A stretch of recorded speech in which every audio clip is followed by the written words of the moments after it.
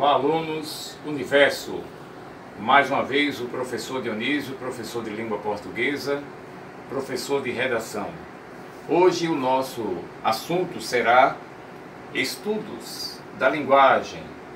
Como vimos, o livro vai estar aqui disponível no nosso quadro através do Data Show. E hoje nós iremos finalizarmos o capítulo 3, Comunicação Carregada de Sentidos, o módulo 1, Linguagem e Comunicação. O que temos para tratar hoje? Nós vamos ver como a língua ela se modifica. Lembra que na aula anterior falamos de diacronia e sincronia? Tem algo relacionado. Falaremos também da ortografia e a convenção e os efeitos que são causados no nosso dia a dia, que é o nosso cotidiano. E aí nós vamos passar pela a nova ortografia, o que mudou, né? Que faz a nossa ortografia modificar dos tempos atuais aos tempos anteriores. E nós vamos ver, para finalizar, os efeitos sonoros na língua. O que uma letra, um fonema, ele pode trazer de diferença no sentido de uma palavra. Tudo isso nós vamos ver. Gostaria de salientar que nossa aula irá pegar um ritmo maior. Nós estaremos enviando mais aulas às turmas do ensino médio, no sentido de que possa fomentar o conhecimento de vocês, e o nosso objetivo é preparar para a vida. E logo, logo, vamos passar pelo Enem ou pelo SSA. Por isso, o nosso motivo de nós acelerarmos as nossas aulas. Boa aula, vamos ao que interessa? Bom, gente, então, hoje nós iremos tratar de como a língua ela se modifica, né? Como diz aqui, ó, no capítulo 3, módulo 1, tá? Página 16, tá vendo aqui, ó? Você pode acompanhar aí, tá? Vê só. A língua modifica-se e evolui à medida que o tempo passa. Fenômeno que chamamos de diacronia. Algumas expressões, por exemplo, como língua morta, estão relacionadas a essa evolução. Esse percurso é natural na língua e não pode ser entendido como uma busca pela perfeição, que uma vez alcançada, deveria ser preservada e defendida por todos. O que ocorre é que os falantes de uma língua a modificam com o passar do tempo, de acordo com suas necessidades. É sabido hoje que todas as variações de uma língua, em qualquer fase de sua existência histórica, se prestam a fatores de comunicação e expressão, pois devem ser usadas de modo a satisfazer adequadamente aos objetivos de interação de seus usuários e ser adaptáveis às necessidades da comunicação de falantes. Muitos valores levam a língua a modificar-se, portanto, basta que ela esteja em uso e integrada no dia a dia de seus falantes. Essas modificações podem ser mais ou menos percebidas.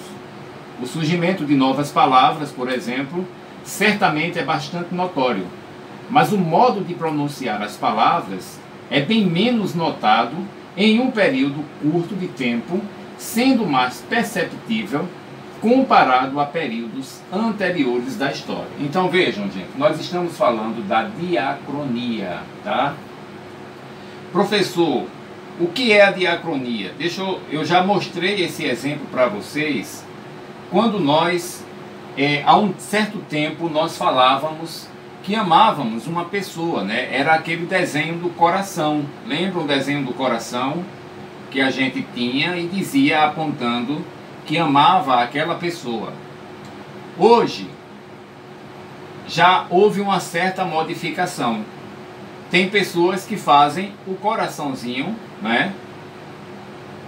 Desenhado na mão, tá?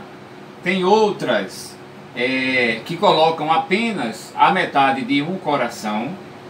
E hoje essa modificação ela é perceptível quando nós fazemos entre os dedos como se estivéssemos fazendo o sinal de quem queríamos o dinheiro. Eu já fiz esse exemplo para vocês em sala de aula. Então hoje, dizer que ama é simplesmente a junção do dedo, né, o polegar com o apontador. E aí você diz, eu não posso mostrar para vocês porque a luz do Data Show ela escurece a minha imagem, roubando a claridade da gravação. Mas nós já trabalhamos esse exemplo em sala de aula. Então, na diacronia, né? Na diacronia, nós trabalhamos, né? A língua na sua mudança cotidianamente. E aí, gente, quando a gente fala aqui, ó, deixa eu só voltar aqui, que ela evolui à medida que o tempo passa, é quando nós chamamos de diacronia. Outro exemplo que a gente pode trazer também é a variação da palavra você, que já foi vós-me-se, que já foi o-se, que já foi se, e agora nós denominamos, né, como você, tá? Então é um estudo diacrônico, certo? Que aí a gente precisa estudar ao passar do tempo. E aí nós chegamos a uma certa variação diacrônica, tá? Por exemplo, os jovens de hoje em dia, né, usam muitos vocábulos e até mesmo gírias que seus pais, na maioria das vezes, usavam, né? Sendo que com um sentido diferente. Uma outra forma, né, que a gente pode fazer uma pequena associação na questão da modificação da língua são os emojis do WhatsApp, das redes sociais, né? Quando você quer expressar um sentimento de tristeza, você coloca lá no WhatsApp uma carinha com a lágrima. Quando você quer expressar uma ideia, né, um sentido de que você está feliz, você coloca o emojis com o sorriso estampado no rosto. Então isso também significa uma modificação na língua. Por quê? Ele diz aqui, ó, ela modifica-se e evolui à medida que o tempo passa. Nós estamos na geração Y, né, dizem alguns estudiosos, em que nós estamos na geração da informática, né, a informática avançando a cada dia. Então, quando ele diz aqui, ó, algumas expressões, né, como língua morta, estão relacionadas a essa evolução. Esse percurso é natural na língua e não pode ser entendido como uma busca pela perfeição. Você vai entender a busca pela perfeição quando nós chegarmos na nova ortografia. E aí vocês vão ver uma mensagem bem interessante. E aí ele diz o seguinte: o que ocorre é que os falantes de uma língua a modificam com o passar do tempo, de acordo com as suas necessidades. Então veja, a geração da tecnologia chegou e nós precisamos nos adaptarmos para que essa linguagem ela possa ter um sentido entre nós falantes, tá? Ou entre os interlocutores de uma conversa. Digamos que você esteja num grupo de WhatsApp e ali você quer transmitir uma mensagem e você utiliza esses emojis. Esses emojis surgiram por quê? Para facilitar o entendimento entre os falantes de uma língua, tá? Então vamos lá. A língua ela muda de geração para geração e isso ocorre devido a muitos motivos. Eu trouxe um exemplo aqui dessa variação diacrônica, tá?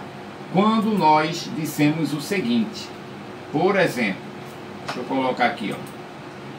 Quando eu digo assim, ó, mas vai chegar para você aí, tá? Para você entender. No meu tempo de criança, ela é uma gata.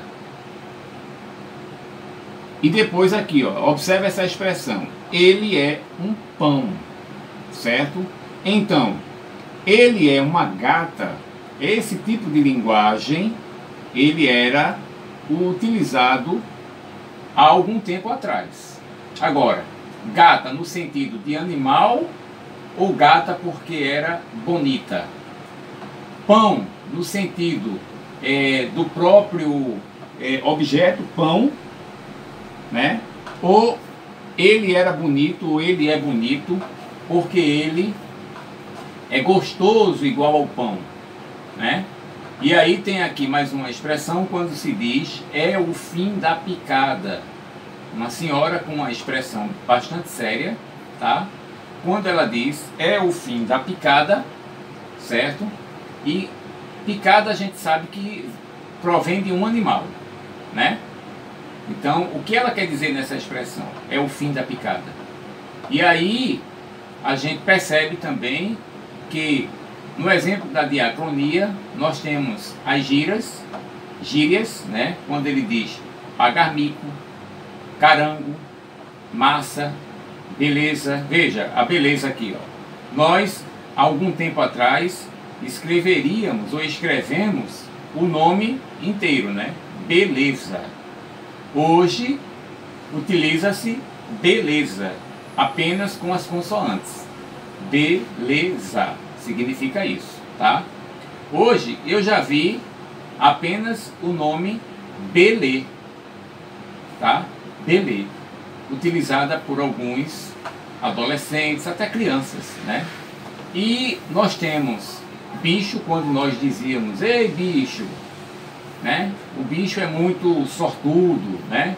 A bicha é muito bonita, né? Então veja que a língua ela vai se modificando. Professor, e está certo essas palavras? Veja, o objetivo não é o certo ou o errado, né? Porque nós estamos tratando da mudança da língua. Ela vai se modificando, causando sentido entre os falantes. Então, de acordo com a sua convivência, tá, é que nós utilizamos essas expressões. O que eu estou querendo mostrar para vocês é que a diacronia, ela estuda a mudança, certo, durante o tempo, tá? Gata, há algum tempo atrás, era o próprio animal e depois passou a ser bonita. É o fim da picada. Será que realmente bicho nenhum vai mais picar? Ou é aquela situação de entusiasmo, né? Perplexa, né? Por conta de algum acontecimento, né? Surpresa, né? É o fim da picada. Ou a modificação nas palavras. Carango era um tipo de veículo no passado. Hoje nós temos o carro, né? Tipo assim é aquela expressão quando a gente quer exemplificar. E por aí vai. Massa. Massa, nós entendemos que massa é a massa de pão, é massa de pizza. Tá massa. Tá massa, professor. Ou seja, está entendido, está compreendido. Então, essas mudanças é responsabilidade da diacronia. E nós estamos falando de uma variação diacrônica, tá? Então, a variação linguística diacrônica é a variação que se estabelece de acordo com o passar do tempo, certo? Então, essa variação diacrônica, ela apresenta mudanças linguísticas históricas, né? Aos diferentes estágios pelos quais a língua passa a decorrer durante o tempo. No caso do nosso caso aqui, né, o português brasileiro, percebemos quando analisamos textos de outras épocas, né? E o quanto que o português contemporâneo é distinto do português arcaico. Se você fizer uma breve comparação, você vai ver a modificação das palavras quando nós chamamos de diacronia. Deixa eu voltar lá no nosso livro, tá? Então, gente, para ficar claro, a diacronia ela é responsável pelo estudo das palavras ao passar do tempo, tá? Vamos adiante. Então, aí a gente agora tem a ortografia, convenção e efeitos do cotidiano. Já vai quanto tempo aí? 15 minutos. Deixa me ver aqui, gente, porque tem um vídeo bastante interessante. Eu não sei se vocês irão, mas eu farei de tudo para esse vídeo chegar até vocês, tá? Se não tiver...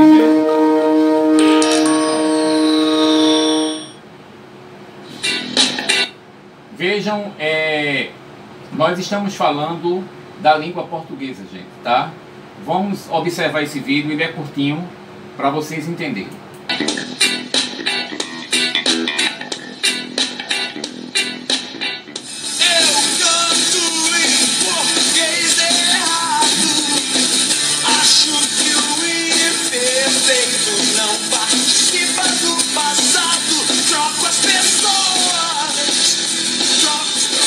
Tentar para a sintaxe dos paulistas e o falso inglês relaxe dos surfistas. Sejamos imperialistas, cadê? Sejamos imperialistas. Há muitas indagações sobre a língua que nós falamos. É muito melhor transformar as salas de aula num debate sobre isso, numa discussão sobre isso, do que num lugar em que você manda os alunos obedecerem às tantas regras.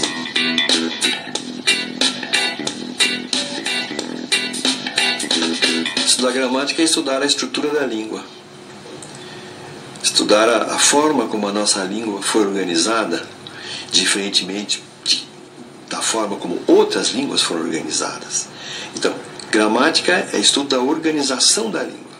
Só que nós não podemos ficar só na gramática. Porque a língua não são só estruturas que nós aprendemos quando somos crianças, né? Fomos crianças. A língua é também a semântica, quer dizer, o conjunto dos sentidos, das significações. Isso também precisa ser estudado, né?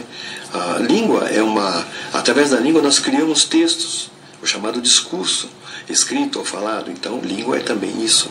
E língua é um conjunto de palavras que nós herdamos, que estão sendo transferidas de geração em geração há muito tempo. De modo que estudar gramática é importante, mas desde que eu não pare na gramática, desde que eu vá também para a semântica, para o discurso e para o léxico. A gente não sabemos escolher presidente, a gente não sabemos tomar conta da gente, a gente não sabemos nem escovar os dentes, tem gringo pensando que nós é inteligente. O que torna a norma culta um problema é tomá-la como algo universal. Quando cada situação de comunicação pede um registro adequado para ele acontecer. Se eu uso a gramática normativa para namorar, dar-lhe um beijo, minha querida, eu perco a namorada, correto? Quer dizer, eu não vou conseguir manter em todas as situações o registro exato da norma padrão.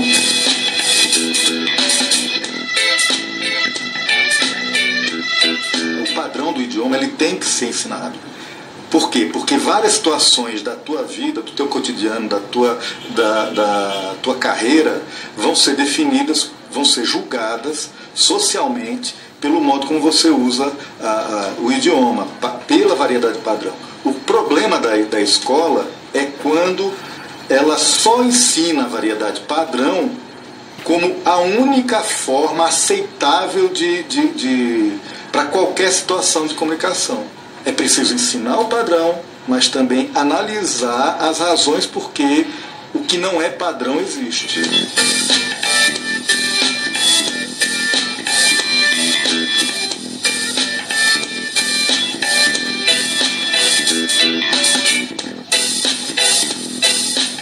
Brasa, luz, a língua, luz, ilumina quem traduz. Sons seus são meus, sons teus.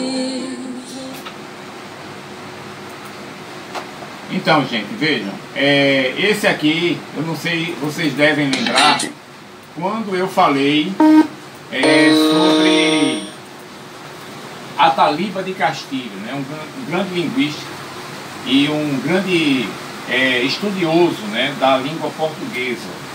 Então, por que que eu mostrei esse vídeo para vocês? Para vocês perceberem, tá, como que nós devemos ter a nossa visão em relação ao uso da língua. Eu não posso me ater somente à norma padrão ou à norma culta, tá? Eu estou falando isso porque tem a ver também com as questões de diacronia e sincronia, tá?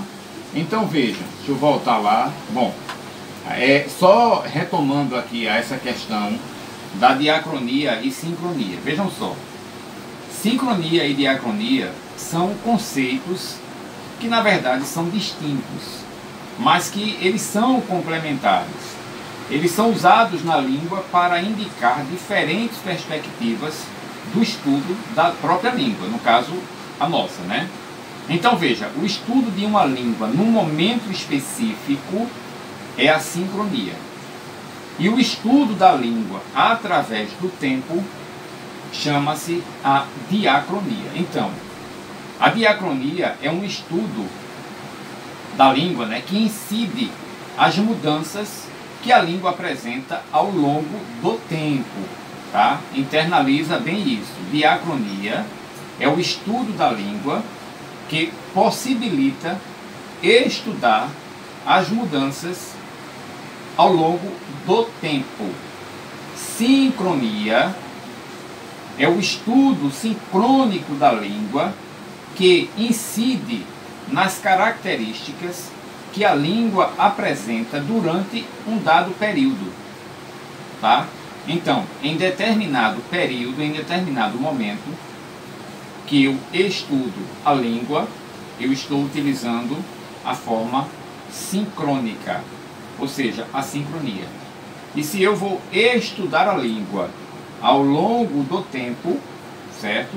Então, eu estou utilizando da diacronia, tá? Então vamos lá, já vimos as questões de diacronia, né, e sincronia.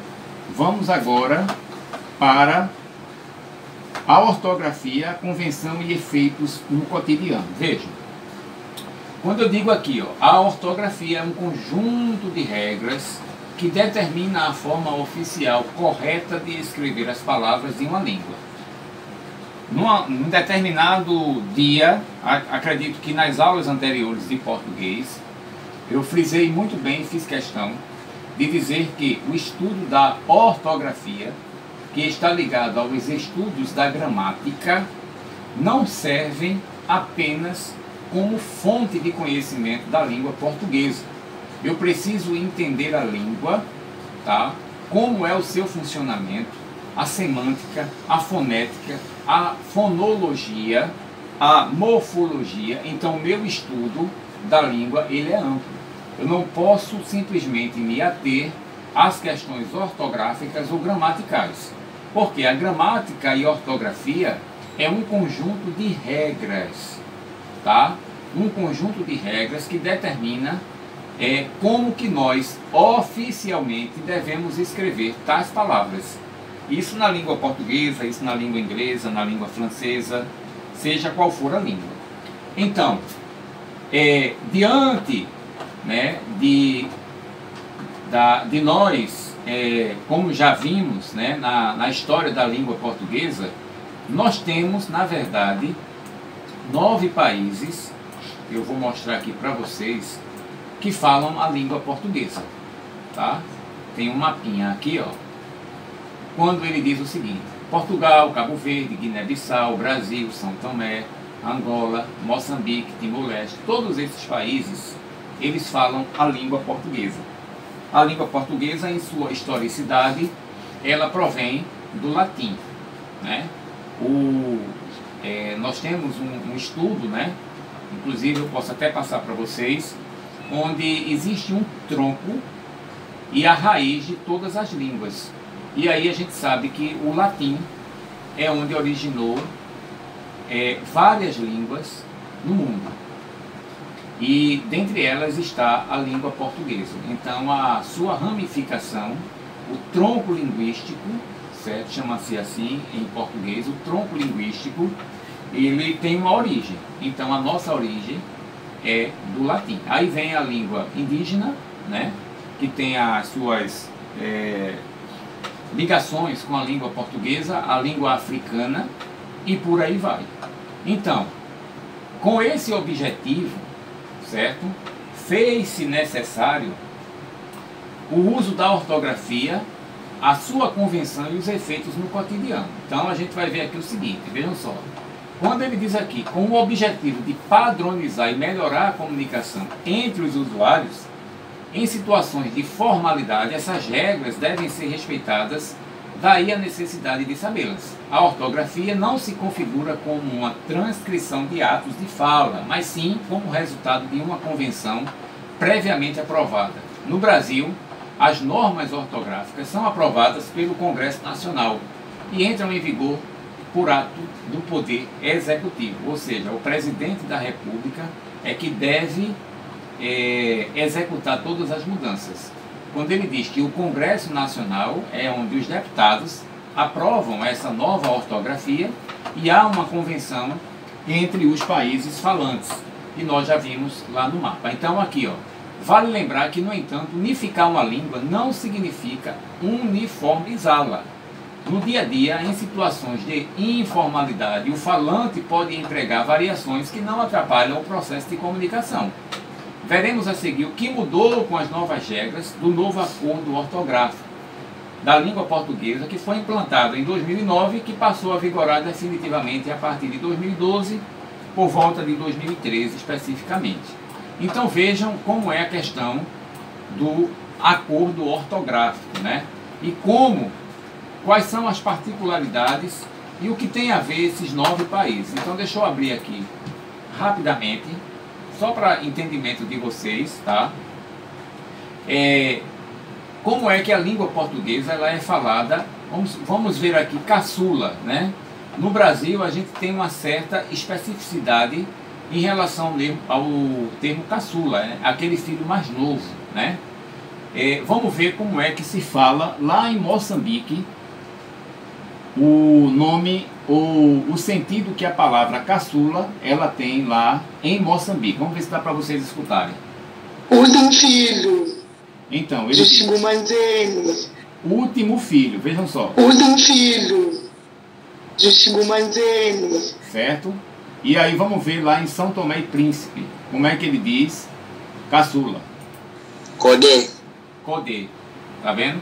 Vamos ver lá em Portugal, como é que ele diz o nome caçula. Filho mais novo. Filho mais novo, ó. Filho mais novo. Tá vendo? Então essa é a relação que a língua portuguesa tem entre esses países. E aí foi necessário unificar esse acordo ortográfico, tá? E aí algumas regras, especificamente as de acentuação, devem ser observadas constantemente. O cuidado de escrever a consulta às gramáticas e aos dicionários. Então vejam, gente, eu vou mandar para vocês uma gramática, tá? Que vai servir muito para o ensino médio e serve para consulta, tá? Vamos lá, vamos ver o que foi que modificou nesse novo acordo ortográfico, tá? Vamos ver aqui, cadê? Aqui já é atividade. Bom, aqui, ó, chegamos no que mudou na ortografia. Deixa eu voltar. Pronto, vamos lá. Aqui, ó. Quando ele diz assim, ó, o que mudou na ortografia no Brasil? O hífen, tá? Usa-se hífen nos compostos sem elemento de ligação em que o primeiro termo é representado de forma substantiva, adjetiva, numeral ou verbal. Exemplo: decreto-lei, porta-voz, primeiro-ministro. Nos compostos em que houver o emprego de apóstrofe. Exemplo: olho d'água. Tá vendo aqui o hífen? Tá vendo? Nos nomes geográficos por grã e grão. Grã, Bretanha, Bahia de Todos os Santos, Trás os Montes, certo? E aí essa é em relação aos nomes compostos. No caso aqui, ó, grã e grão de nomes geográficos. Isso é o hífen. Não se usa hífen nos compostos em que o prefixo ou falso prefixo termine em vogal e o segundo elemento começa por R ou S. Então veja, mini saia, certo? Ou autorretrato. Antes eles eram separados, agora não são mais, de acordo com o novo acordo ortográfico. E aí você vai receber esse material, tá? Eu vou mandar para vocês. Aqui tem as questões de locuções, substantivas, adjetivas, pronominais, adverbiais.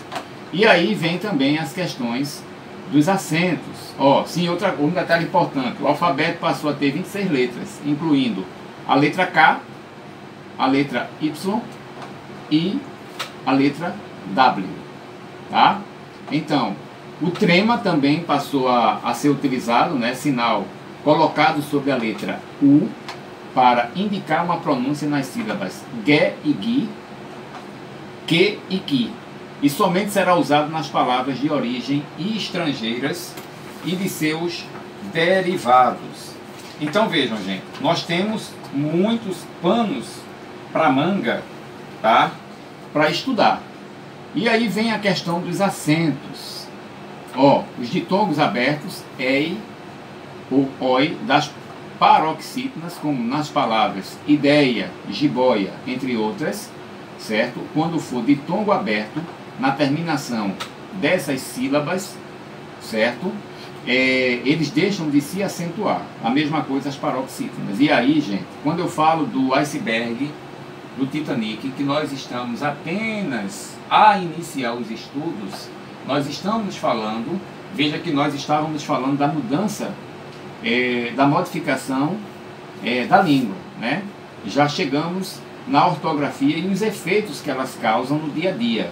E aí a gente entra na questão do novo acordo ortográfico, especificamente o uso do hífen e também o não uso do hífen, os acentos, né, que eles passam a ser de acordo.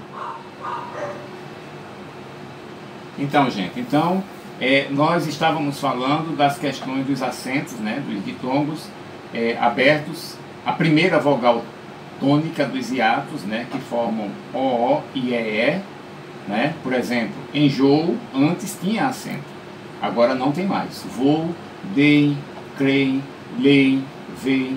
As palavras paroxítonas, com I e U tônicos, que vêm após os ditongos, né?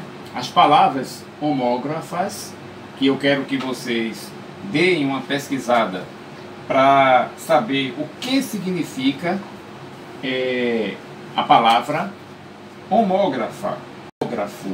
Dá uma pesquisada aí. E aí foram mantidos os acentos monossílabos terminados em A, E, O, como por exemplo Pá, Pé, Só, as oxítonas, paroxítonas. Então veja, esse acordo, por que, professor, que houve esse acordo ortográfico, né, entre esses países falantes da língua portuguesa? A ideia é oficialmente, tá, unificar, certo, de forma oficial cada palavra dentre esses países. Elas continuam tendo suas variações e nós percebemos isso naquele exemplo quando falamos do filho caçula, né? No Brasil, caçula é expressado de uma certa forma. Em Guiné-Bissau e em outros países nós vimos que é expressado de outra forma, mas com um sentido único, filho mais novo. E aí, gente, a gente passa por fim, tá? Para chegar, vamos lá, deixa eu só alterar aqui. Cadê? Ainda não é essa página. Bom, aqui o nosso último conteúdo, né, para finalizar, a questão, vamos ver essa tirinha aí, que você vai ver agora os efeitos sonoros de uma língua. Vejam só, as palavras pertencem, metade é quem fala, metade é quem ouve. Então vamos lá. A tirinha aqui, o filho chegou todo feliz e diz: mãe, eu quero um calinho. Preste atenção, eu quero um calinho. A mãe, super feliz, diz: ai, que gracinha, quer um agrado? Um beijinho? Que carinho você quer? E aí ela coloca aqui, ó, ele diz, o menino: eu prefiro o calinho de bombeiro que tem ali na loja da esquina. Então, o que é que nós observamos aqui? Que uma letra, um fonema, certo? Ele causa um sentido sonoro extremamente diferente. Então vamos lá. Ele diz aqui, ó, nessa tirinha, a construção de sentido decorre das possibilidades de interpretação de um dos fonemas empregados na construção da palavra calinho, dita por Cebolinha, personagem conhecida pela troca da letra R pela letra L. A mãe do garoto compreende que o filho quer um carinho, ou seja, um afago, porém ele está se referindo a um carrinho, um brinquedo. O humor da tira decorre, portanto, da semelhança sonora entre as palavras calinho, carinho e carrinho. A semelhança sonora entre essas palavras está ligada à questão de fonemas, que é a unidade mínima da estrutura sonora de uma língua usada para estabelecer a distinção de significado entre as palavras.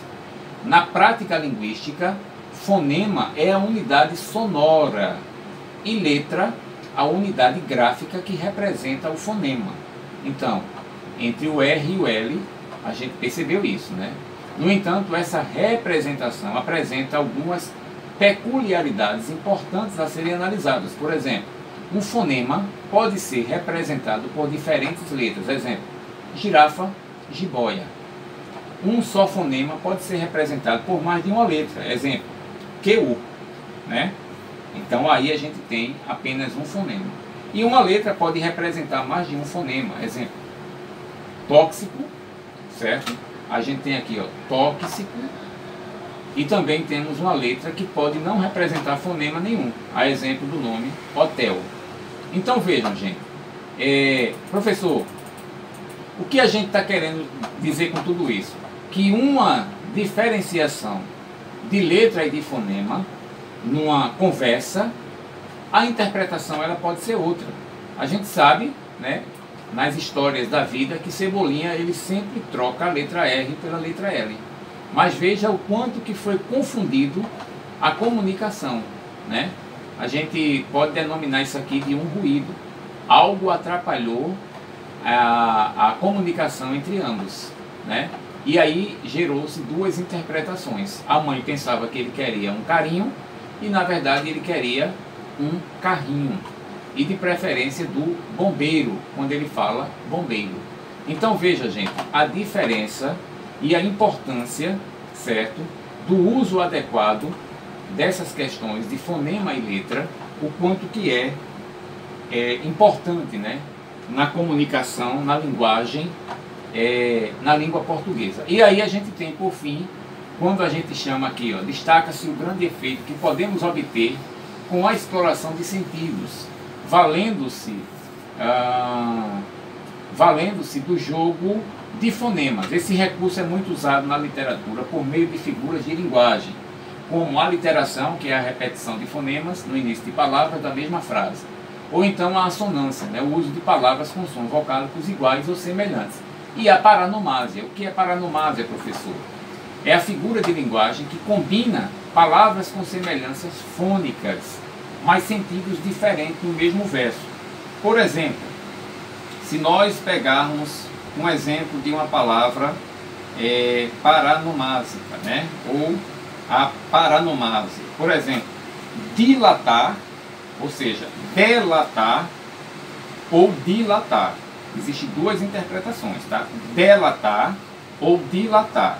Dilatar é dilatar a pupila. Delatar, certo? É especificamente especificar um determinado assunto ou uma determinada pessoa. Outro exemplo que nós temos, aprendeu ou apreendeu, tá? São duas coisas diferentes. Cavaleiro ou cavalheiro. Então veja, aí nós estamos tratando da paronomásia, tá? Que é uma figura de linguagem que está definida na categoria de figuras de sons. E aí causa sim esse sentido. Só que no caso lá do Cebolinha, tá? Ali houve sim uma má interpretação de ambos pela troca de uma letra. A mesma coisa a paronomásia. Então, gente, aí fica o nosso... Finalizamos esse módulo, tá? E esse capítulo. Vai chegar esse material para vocês, tá? Nós iremos trabalhar para dar uma acelerada nessas aulas, para que vocês não fiquem tanto tempo, né? Um espaço de tempo muito grande, que é justamente a ideia de vocês complementarem um conteúdo ao outro, e assim vocês irem construindo os conhecimentos adequados e necessários para enfrentar a vida, o Enem e o SSA. Beijo no coração. Deus abençoe.